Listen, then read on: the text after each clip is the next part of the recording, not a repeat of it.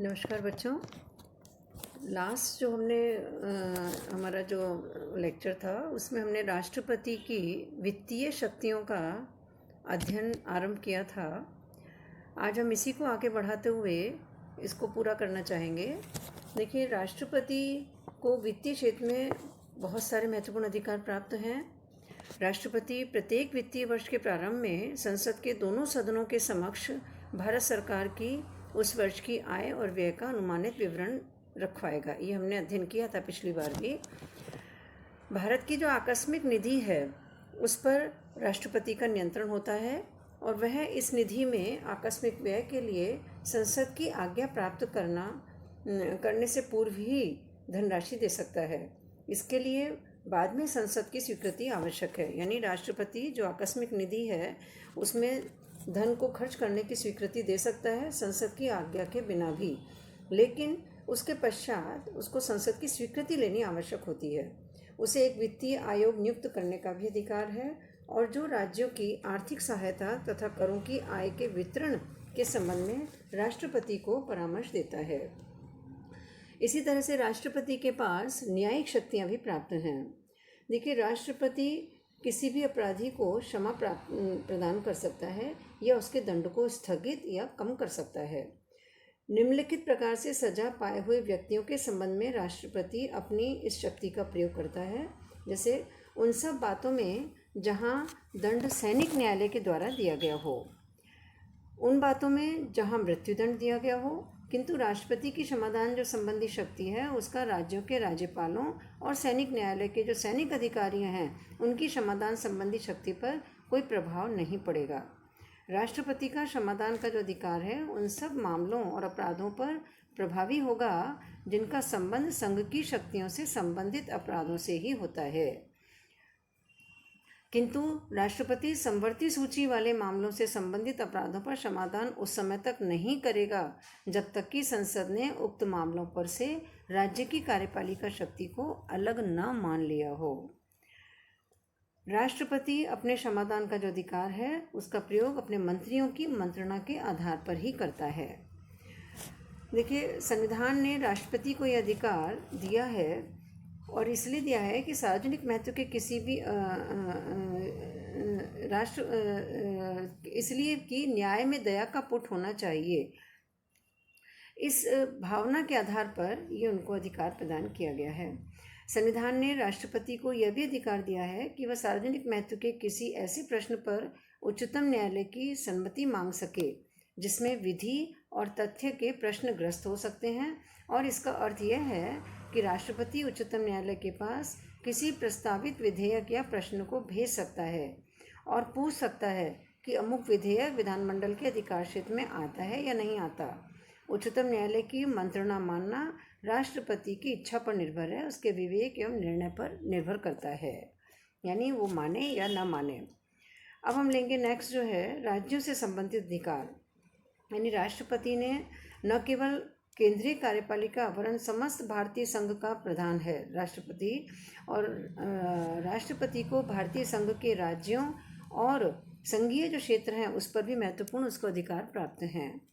राष्ट्रपति को राज्यों के व्यवस्थापन के संबंध में शक्तियां प्राप्त हैं। राज्यपाल को अधिकार है कि वह राष्ट्रपति की स्वीकृति के लिए किसी विधेयक को सुरक्षित रख सकता है। राष्ट्रपति को राज्यों के वित्त के संबंध में कुछ अधिकार प्राप्त होते हैं। यदि संसद कोई ऐसा कर लगाने जा रही है जिससे राज्य प्रभावित हो सकते हैं तो फिर संसद को राष्ट्रपति से इसकी पूर्व स्वीकृति लेना होगा। इसी तरह राष्ट्रपति किसी राज्य सरकार को ऐसे विषयों से संबंधित कुछ कार्य भी सौंप सकता है जो साधारण रूप से संघ की कार्यपालिका के क्षेत्र में आते हैं। इन सब के अतिरिक्त राष्ट्रपति राज्यों की कार्यपालिका का जो प्रधान है यानी राज्यपाल उसकी नियुक्ति करता है, और ये राज्यपाल राष्ट्रपति के प्रति विश्वास में रह करके ही अपने पद पर बना रहता है। तो ये बच्चों भारत के जो राष्ट्रपति हैं उसकी सामान्यकालीन शक्तियाँ हैं। अब हम भारतीय राष्ट्रपति के जो इमरजेंसी पावर्स हैं, संकटकालीन जो शक्तियाँ हैं, उनके बारे में चर्चा करेंगे। देखिए, संविधान ने संकट काल की स्थिति में राष्ट्रपति को बहुत अधिक अधिकार प्रदान किए हैं, और जैसे मैं आपको बताना चाहूँगी। सबसे पहला जो महत्वपूर्ण जो उसकी संकटकालीन जो शक्ति है वो है युद्ध, बाहरी आक्रमण या सशस्त्र विद्रोह की स्थिति से संबंधित संकटकालीन व्यवस्था। यानी आर्टिकल जो कॉन्स्टिट्यूशन का जो 352 है उसमें ये व्यवस्था की गई है कि यदि राष्ट्रपति को ऐसा अनुभव हो कि युद्ध, बाहरी आक्रमण या आंतरिक अशांति के कारण भारत या उसके किसी भी भाग की शांति व्यवस्था नष्ट होने का भय है, तो ऐसी स्थिति में राष्ट्रपति संकटकालीन की घोषणा कर सकता है। संसद की स्वीकृति के बिना भी ये 2 माह तक लागू रह सकती है और फिर संसद से स्वीकृत हो जाने पर शासन इसे जब तक चाहे लागू रखता है। लेकिन 44वां जो संवैधानिक संशोधन हुआ है उसके पश्चात इस व्यवस्था में कुछ परिवर्तन किए गए हैं, ये हमें विशेष रूप से ध्यान देना है। देखिए, 44वां जो संवैधानिक संशोधन हुआ है उसमें ये परिवर्तन किया गया है, ये व्यवस्थाएं की गई हैं इस संबंध में कि इस प्रकार का जो आपातकाल है, युद्ध, बाहरी आक्रमण या सशस्त्र विद्रोह अथवा इस प्रकार की आशंका होने पर ही घोषित किया जा सकेगा। केवल आंतरिक अशांति के नाम पर आपातकाल घोषित नहीं किया जा सकेगा। इसी तरह से राष्ट्रपति द्वारा अनुच्छेद 352 के अंतर्गत आपातकाल की घोषणा तभी की जा सकेगी जबकि मंत्रिमंडल जो है वो लिखित रूप से राष्ट्रपति को ऐसा परामर्श देगा। इसी तरह से हम ये देखेंगे कि घोषणा के 1 माह के अंदर संसद के विशेष बहुमत यानी संसद के जो दोनों सदन हैं उसके पृथक पृथक कुल बहुमत एवं उपस्थित और मतदान में भाग लेने वाले सदस्यों के 2/3 बहुमत से इसकी स्वीकृति आवश्यक होगी और इसे लागू रखने के लिए प्रति 6 माह बाद स्वीकृति आवश्यक होगी।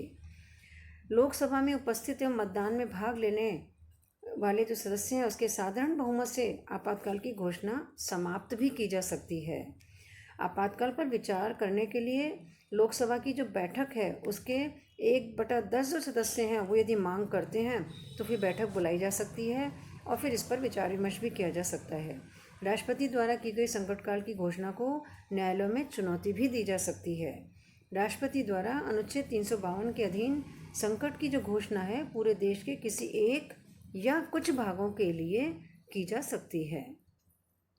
देखिए, जब ये घोषणा संकटकाल लागू हो जाता है इस आर्टिकल 352 के अंतर्गत, तो मूल संविधान में तो ये व्यवस्था की गई थी कि संकटकाल के समय में नागरिक अपने मौलिक अधिकारों की रक्षा के लिए न्यायालय की शरण नहीं ले सकेंगे। लेकिन जो 44वां संवैधानिक संशोधन हुआ है उसमें फिर ये व्यवस्था की गई कि आपातकाल में भी व्यक्ति के जीवन और शारीरिक जो स्वाधीनता का जो अधिकार मिला हुआ है उसको समाप्त नहीं किया जा सकता। लेकिन इसके अतिरिक्त अन्य जो अधिकार हैं उनकी रक्षा के लिए नागरिक न्यायालय की शरण नहीं ले सकेंगे। राष्ट्रपति इस संकट काल के समय संसद को राज्य सूची के विषयों पर भी कानून बनाने का अधिकार दे सकता है। राष्ट्रपति केंद्र और राज्यों के बीच आय के वितरण में भी परिवर्तन कर सकते हैं।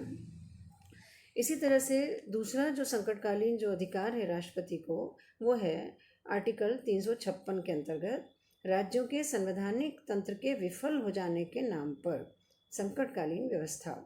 देखिए, संविधान के द्वारा संघीय सरकार को ये उत्तरदायित्व सौंपा गया है कि वो देखे कि प्रत्येक राज्य की सरकार संविधान के उपबंधों के अनुसार चलाई जा रही है या नहीं चलाई जा रही है। आर्टिकल जो 356 है उसके अंतर्गत राष्ट्रपति को राज्यपाल यदि रिपोर्ट करता है या अन्य किसी प्रकार से उसको ये अवगत हो जाता है कि ऐसी परिस्थितियां उत्पन्न हो गई हैं कि राज्य का जो शासन है वो संविधान के उपबंधों के अनुसार नहीं चलाया जा रहा, तो फिर संकट काल की घोषणा की जा सकती है। संसद के द्वारा एक बार प्रस्ताव पास कर राज्य में 6 माह के लिए राष्ट्रपति शासन लागू किया जा सकता है। 44वां जो संवैधानिक संशोधन हुआ था उसके पूर्व तो राज्य में राष्ट्रपति शासन की जो अधिकतम अवधि थी वो 3 वर्ष थी, लेकिन अब यानी 44वें संविधान संशोधन के पश्चात ये व्यवस्था में परिवर्तन किया गया है और यह है एक व्यवस्था कि राज्य में राष्ट्रपति शासन के 1 वर्ष की अवधि के बाद इसे और अधिक समय के लिए जारी रखने का प्रस्ताव संसद तभी पारित करेगी जबकि इस प्रकार का प्रस्ताव पारित किए जाने के समय अनुच्छेद 352 के अंतर्गत संकटकाल लागू हो और चुनाव आयोग ये प्रमाणित कर दे कि वर्तमान समय में अभी राज्य में चुनाव करवाना संभव नहीं है। तो ऐसी परिस्थिति में राष्ट्रपति ये घोषित कर सकता है कि राज्य की कानून निर्माण की शक्ति का प्रयोग केंद्रीय संसद के द्वारा किया जाएगा। राष्ट्रपति राज्यपाल सहित राज्य के किसी भी अधिकारी की शक्तियों को अपने हाथ में ले सकता है वह घोषणा के उद्देश्यों की पूर्ति के लिए यानी उच्च न्यायालय की शक्ति को छोड़कर अन्य समस्त शक्तियां वो अपने हाथ में ले सकता है। जब लोकसभा की बैठकें नहीं हो रही हों उस समय राष्ट्रपति राज्य की जो संचित निधि होती है उसमें से व्यय का आदेश भी दे सकता है और उसके द्वारा अध्यादेश भी जारी किया जा सकता है। नेक्स्ट है वित्तीय संकट की स्थिति। देखिए आर्टिकल जो 360 है उसके अंतर्गत जब राष्ट्रपति को ये विश्वास हो जाए कि ऐसी परिस्थितियां उत्पन्न हो गई हैं जिनसे कि भारत की जो वित्तीय साख है उसको खतरा उत्पन्न हो गया है, वित्तीय स्थायित्व या खतरा उत्पन्न हो गया है, तो वह वित्तीय संकट की घोषणा कर सकता है। इस संकट की अवधि में राष्ट्रपति को अधिकार होता है कि वह आर्थिक दृष्टिकोण से किसी भी राज्य सरकार को आदेश दे सकता है। संघ तथा राज्य सरकार के अधिकारियों के वेतन में, जिसमें कि उच्चतम न्यायालय और उच्च न्यायालय के जो न्यायाधीश हैं वो भी शामिल होंगे, उनमें कमी की जा सकती है। राष्ट्रपति राज्य सरकारों को इस बात के लिए बाध्य कर सकता है कि राज्य के समस्त वित्त विधेयक इसकी स्वीकृति के लिए प्रस्तुत किए जाएं। संघ की जो कार्यकारिणी है वो राज्य की कार्यकारिणी को शासन संबंधी आवश्यक आदेश दे सकती है और राष्ट्रपति केंद्र तथा राज्यों के बीच धन संबंधी बंटवारे में आवश्यक परिवर्तन कर सकता है। थैंक यू बच्चों। इस तरह से आपके राष्ट्रपति की साधारण और असाधारण जो शक्तियां हैं वो हमने अभी अध्ययन किया था।